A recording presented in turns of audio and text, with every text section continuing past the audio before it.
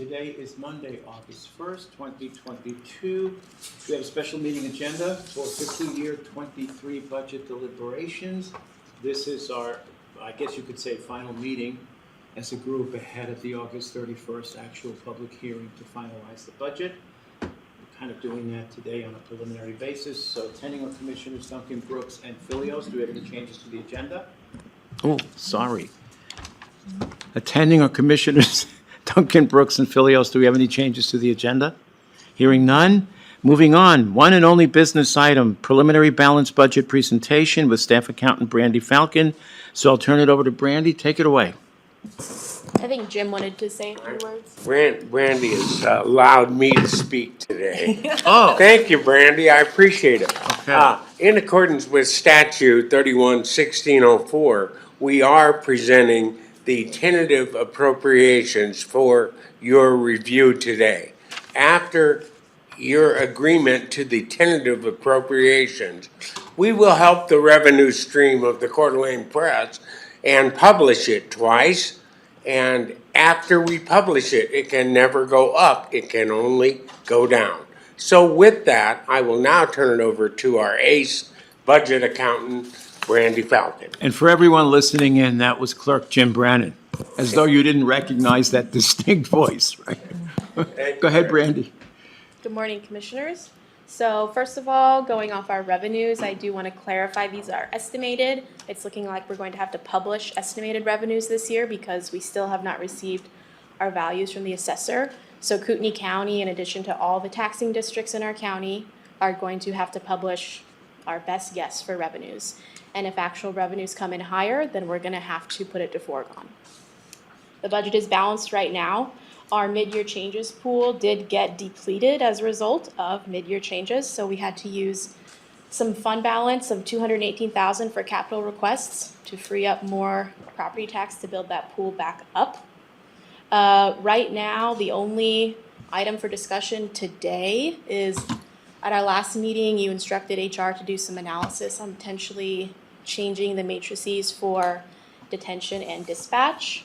I did some analysis, and that would cost $317,000 approximately to make those changes. I'm going to let Sylvia and then Brett go into more detail on that. And I want to clarify, if you decide to make that decision, you need to do it today, because like Jim said, we have to publish the budget. Okay, fair enough. Sylvia? Good morning. At the last budget meeting for personnel, the board had asked HR to look at the sheriff's request in that he wanted to bring detention deputies up to $26 an hour.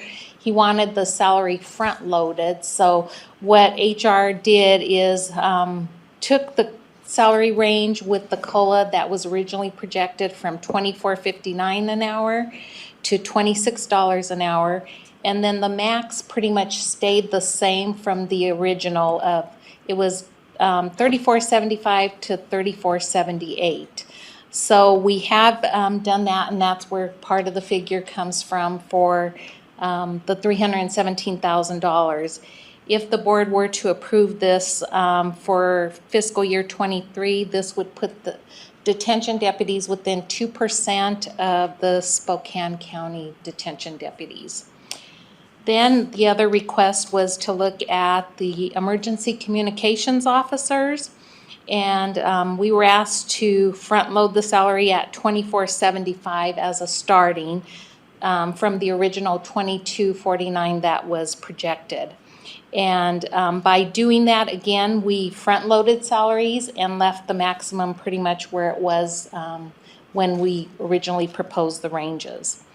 And so what this does is puts, if the board were to approve any of these changes, the emergency communications officers would be within 3% of the Spokane Regional Emergency Communications Center for 23. And that would be a projection for the dispatchers. I assume they might get a 6% COLA as well. We don't know what their projection is for 23, but we do know what detention deputies will start out at Spokane, which is $26.54 an hour. So from that, we created the matrices and then turned it over to Brandy and Nancy to calculate the projection for the costs, and that's where we're at with the $317,000. Okay. And then Brett was And, gonna talk. Robert Norris. So, Mr. Chairman, we're proposing, based on that last conversation, that we temporarily freeze 4 detention deputy positions and 2 ECO positions. And it's not because we don't need them, but it's because it's also not healthy to have too many people training in a short period of time also. That's also a risk, to have too many people on training, not enough training officers to train these people. So we're proposing that we temporarily freeze them for the inadequate training ability that we have to be able to come up with those funds. Okay. So that Leslie, equals the, Thoughts?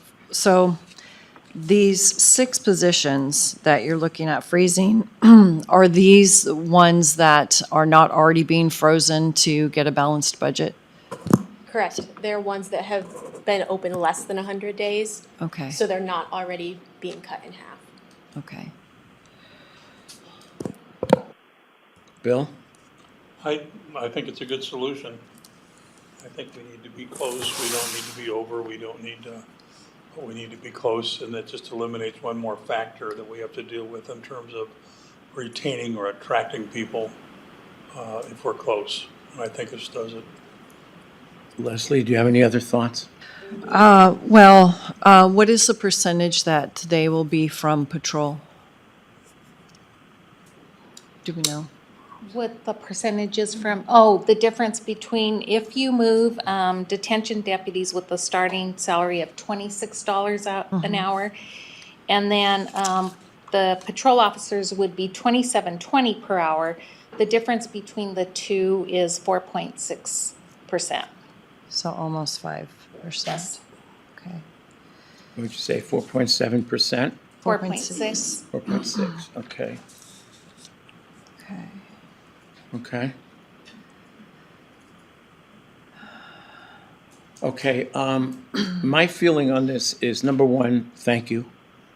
Number two, freezing for me is a temporary solution, which means they get unfrozen part of the way through the year. I would eliminate them.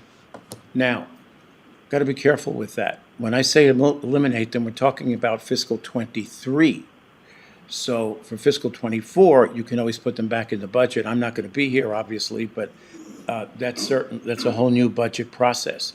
But by freezing them, they can get unfrozen part way through the year, budget goes up, and once again, that becomes a higher baseline for everyone going into fiscal '24.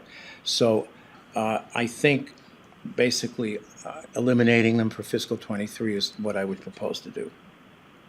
Has the same effect unless they choose to unfreeze them part of the way through the year. Okay, Commissioner Duncan or Brooks, thoughts? Well, I don't know that we can hire 100% just because nationwide shortages. So, freezing them for a year is one thing, but are the employees good with this as far as, I know a lot of people rather have bodies in the chairs than higher pay. So if these positions are, done away with, is that going to still help with retention? Because if people want time off and they don't just want more money, how is that going to play into that situation? Robert Norris, no, I agree with you. It is a multi-dynamic situation, but I go back to the ability to train these people in this period of time. It's not likely that we would be able to have good quality trainers to be able to train these 6 positions. So they're needed. They're absolutely needed. Our call volume is going up. Our inmate population is going up. We absolutely need them. How we cut the pie as far as eliminating them or putting them back into the 2024 budget, but they are needed. And it's just a ability to train situation more so than it is anything else. Seems to me that freezing, as opposed to eliminating, gives us more flexibility. It does, but it also provides for a higher base going into fiscal '24. So when I say eliminate, what I'm really saying is we're eliminating for fiscal '23. Fiscal '24 is a whole new slate, and if they're needed and the budget allows for it, and you guys decide it's worthwhile, that's fine. Nationwide, and this made the news recently, there is a 40% shortage of dispatch people. It's a problem. It's not a problem unique to us, number one. Number two, it's a national problem. And even though we're trying to get more and more competitive with Spokane, truth of the matter is we're not losing them to Spokane. And they have the same situation as with the rest of the nation. So what I'm saying is if we want to raise the salaries and if the focus is retention, I'm okay with that. But I'm saying let's not open this up to refilling these positions until it's taken under consideration for fiscal '24. I think that's the prudent thing to do from a budgetary standpoint. And it'll be about a 1%. I mean, it's kind of a commitment to unfreeze these positions for next year. It'll be a 1% tax increase, just off the top. Right. So just understanding that. I wish things were different. I wish we had the ability to get people in seats instead of just throwing money at it, because it's not a life quality issue. So I know we have a lot of employees here at the county who take a less wage because they have a better life balance. But yeah, I was very happy though that we got about, I think it was 13 applications, and about maybe half of those are promising for dispatch after the last press release. So that's very encouraging, and that's not even at the projected 23 wage. That was at today's wage. So that was very encouraging. Yeah, they have to stay frozen for the whole year. There's just no way around it. I don't know. I guess the permanency is something that I struggle with a little bit. It's better to have these positions frozen and distribute them by bonuses instead of making it a permanent thing, just because we got applications for the current amount. But I'm not sure what kind of So you're problems okay that would discuss. okay with freezing them for fiscal '23? Yeah, it's just how we distribute the money is I think a question I still have in my mind. So if we just make it part of wages instead of part of bonusing, it's going to be harder later on to fill seats than it is to do that, just because of the maintenance of it. So, Bill? I don't want to eliminate them. Okay. Well, when I said eliminate, what I meant was for fiscal '23, because I know, that's the I focus understand. here. Yeah. Freezing them for the year? That's what I prefer, honestly. that's the same thing. Okay. It's the same thing. So we're okay then? Okay. We're freezing them for the year? Okay, so freeze these 6 positions and then increase the matrix for detention and dispatch? So if that happens, because like I'm suggesting is maybe we do it with the retention bonuses in case we end up having bodies later, that's going to be a little bit easier to fund in the future. However, if we do it by changing the matrix, then patrol's going to have to be satisfied to be 5% away from detention. I know that patrol's not liked that in the past, but right now, we're not hurting for patrols like we're hurting for detention. And even with, let's say, a 5% or an only 5% spread, patrol is competitive with Coeur d'Alene and Spokane. Yeah. I guess that's my question. How many have we lost to Spokane in the last 4 months? Well, from a lateral position, none, but from a employment candidate pool, we do have people that started a process and went over to Spokane, the sheriff's office, as a deputy, and Spokane Police. But I don't know of anybody, unless does anybody know that we lost any dispatcher pool to? Potential candidates that wouldn't make the move because the cost of living is higher here. Okay, well, that's something that we obviously can't So I, complete with. in my opinion, based on the information that I read from Jobs Plus and many of the criteria that they put out, even if we do have a market adjustment significantly from a housing standpoint, we probably won't see the same market adjustment here in North Idaho as other parts of the country. So I think that this is something we're going to have to learn to live with. Unfortunately, obviously we're the second highest real estate market in the state of Idaho. Blaine County, has made some successes in hiring people, but they draw from an employment pool outside their immediate area, and those employees don't mind driving 50 miles to get to work. So I believe that we are not likely to see that housing market adjustment like other parts of the country. So I think we're going to have to start learning to live with this. So anyway, with what's proposed here for the 317,000, basically that should help in the recruiting because we're boosting that initial wage, among others. So as far as the challenges that we're faced with recruiting, this should help in that regard, I would think.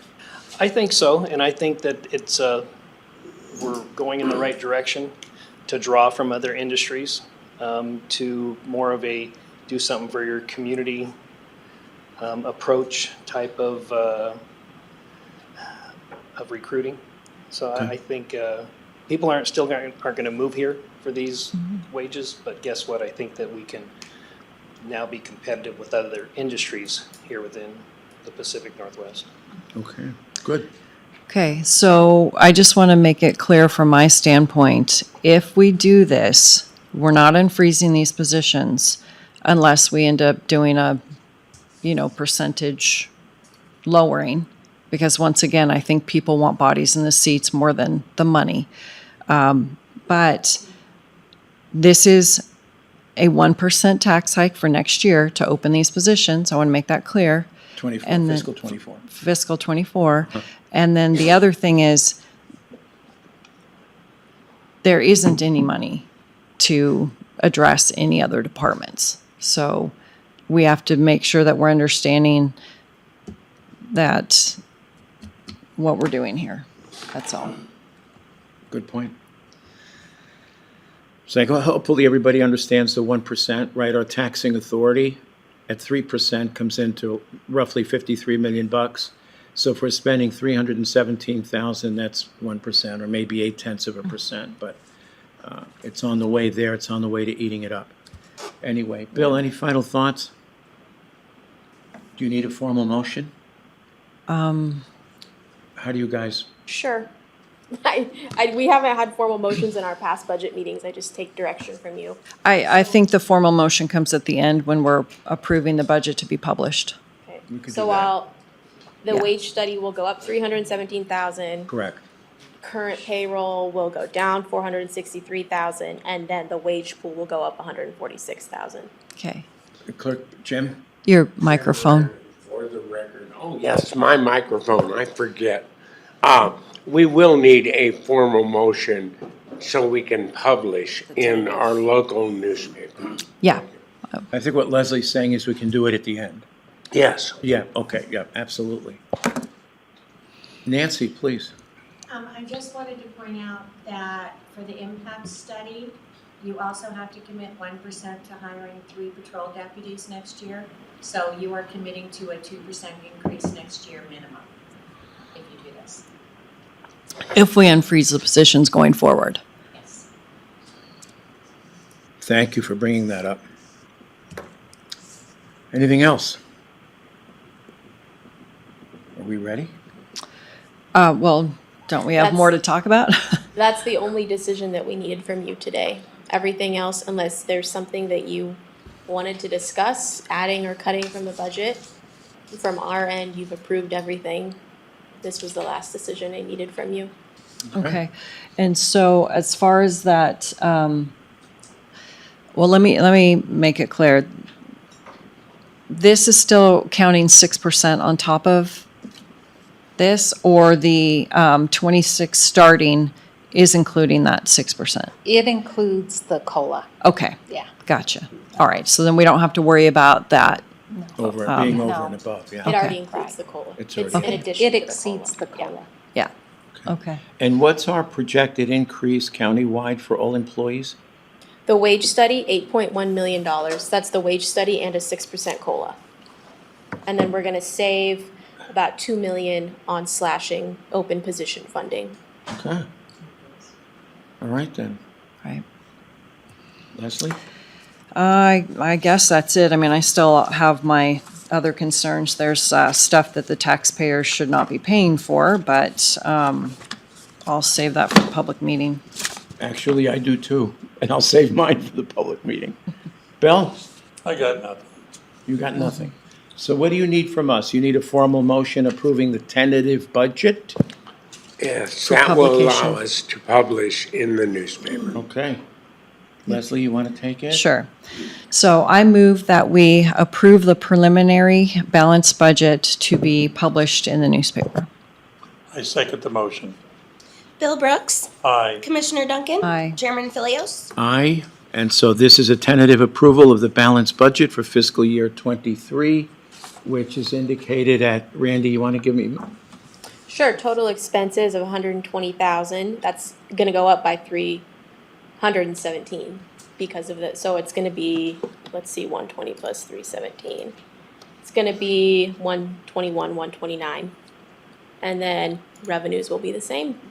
Okay, so 121,129,000 is the tentative projected budget for fiscal year '23. But the 317 is offset by the freezing of the positions. Oh, yes, thank you. Sorry. Okay, so we're going up by 317, down by 463. Right. So it should be 126,665,807. Yep, so it'll go down from where it currently is at. Okay, so once again, the final budget tentatively is $120,665,807 for fiscal year '23. Aye for me as well. Roll call? Or did we? I already did it. Okay, so that's it then. Thank you. Do we have public comment? None. Okay, thank you. 10:23 a.m. Have a good day. Have a good week. And thank you, everyone.